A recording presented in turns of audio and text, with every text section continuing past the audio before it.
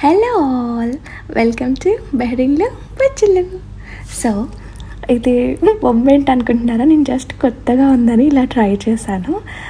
Life అంటేనే explore కదా.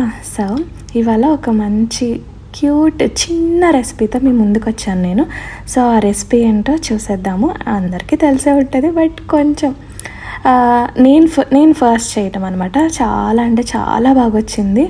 So ఈ కార్తీక మాసంలో అల్లం వెల్లుల్లి లేకుండా చేద్దాం, ఓకేనా? ముందుగా ఇది క్యాబేజీ శనగపప్పు కూర అనమాట. సో ఇందులో మనం అల్లమను పచ్చిమిర్చితో ఉన్న పేస్టే వేస్తాము. సో దీనికన్నా ముందు నేను నాది దొండకాయ రోటి పచ్చడి ఉంది కదా, అది చాలా అంటే చాలా వ్యూస్ వచ్చినాయి. 7,000 వ్యూస్ ఎన్నో వచ్చినాయి. Thank you so much. నాకు అర్థమైంది రోటి పచ్చళ్ళకి అందరు లైక్ చేస్తున్నారా అని చెప్పేసి. మా ఫ్రెండ్స్ కూడా చాలామంది వాయిస్ ఓవర్ ఇవ్వచ్చు కదా, నువ్వు ఎందుకు అట్లా మ్యూజిక్ పెడుతున్నావు అని చెప్పేసి అంటున్నారు. వాయిస్ ఓవర్ ఇద్దామని స్టార్ట్ చేశా అండి నేను దొండకాయ పచ్చడికి. ఏమైందంటే దొండకాయ పచ్చడిలో మనం వెల్లుల్లి కదా వేస్తాము. నేను ఎంతసేపు అల్లం అల్లం అల్లం అని చెప్తా ఉండే అనమాట. అసలు నేను అల్లం ఎందుకు చెప్తున్నానని చెప్పేసి నాకు అది మొత్తం రికార్డ్ చేస్తాము. ఇట్స్ 60 సెకండ్ వీడియో కదా, మొత్తం రికార్డ్ చేసినా సరే నేను మళ్ళీ అల్లం అనే చెప్తున్నా.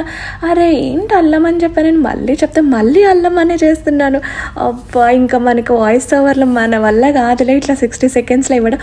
మనం ఏంటో అంటే కొంచెం చిన్నగా ఆలోచించి మాట్లాడాలి. అది నేను రెసిపీ చెప్పేటప్పుడు ఇప్పుడు మనం ఇందులో కొద్దిగా అల్లం వేసుకోవాలి అని ఎన్నిసార్లు చేసినా అలాగే వచ్చింది. సో అందుకని చెప్పేసి వద్దలే, పాటలు మాత్రమే పెట్టుకుందాము. రెసిపీ క్లియర్గా కనిపిస్తున్నప్పుడు వాయిస్ ఓవర్ ఎందుకు అనేది నా థాట్ ప్రాసెస్ అనమాట.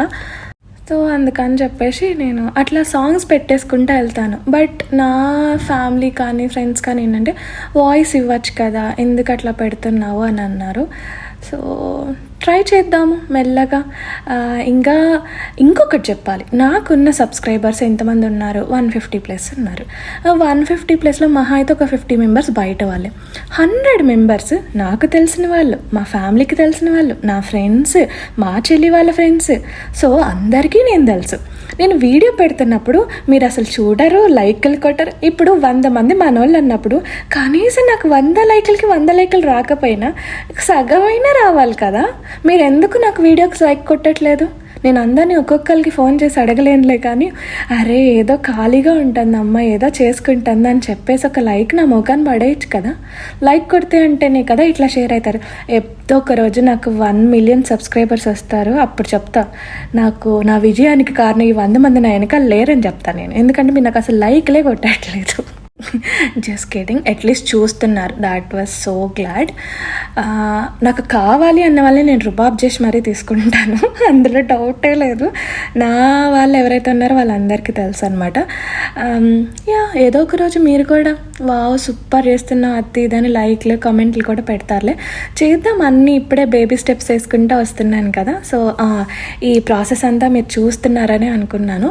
ఏంలా జస్ట్ నార్మల్గా పాన్ పెట్టుకొని ఆయిల్ వేసుకొని పోపేస్తాము. పోపేసిన తర్వాత అంటే నేను ఉల్లిపాయ ఎవ్రీ మండే మనం ఆనియన్ అని గార్లిక్ 2 తినట్లే అనమాట.